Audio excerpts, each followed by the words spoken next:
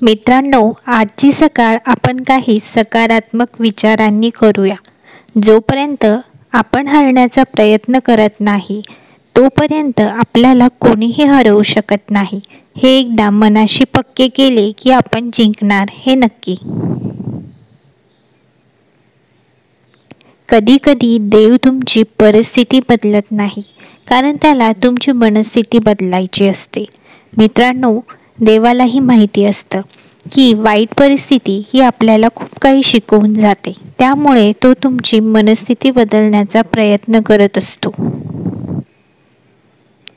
आपली सावली निर्माण करायची असेल तर ऊन झेलण्याची तयारी लागते.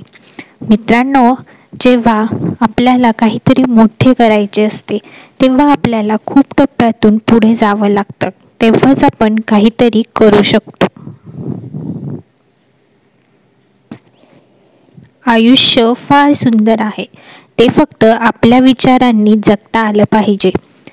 माणसाला माणूस जोडत गेला पाहिजे.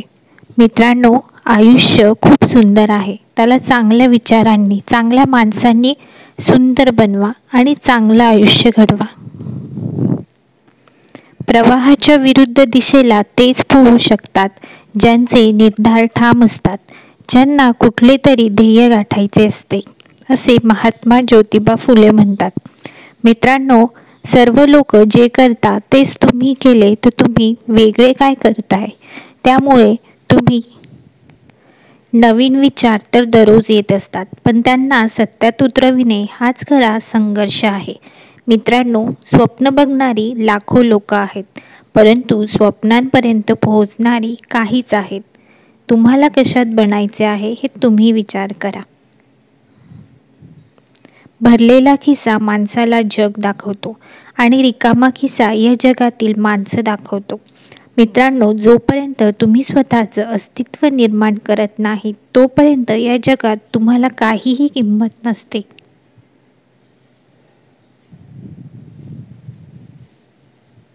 कठीण काळात हार मानू नका, कारण सर्वात सुंदर गोष्टी संघर्षातूनच निर्माण होतात.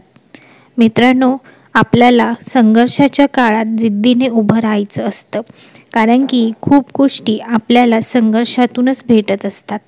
मार्ग जरी कठीण असला तरी त्याचे डेस्टिनेशन हे खूप सुंदर असते.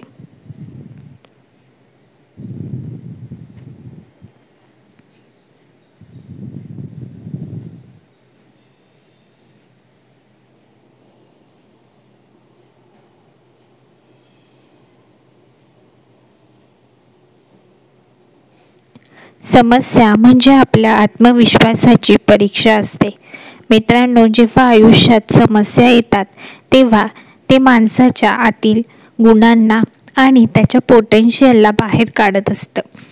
जेव्हा तुम्ही समस्येच्या काळात आत्मविश्वासाने उभे राहता, तेव्हा तुम्ही नक्कीच जिंकता.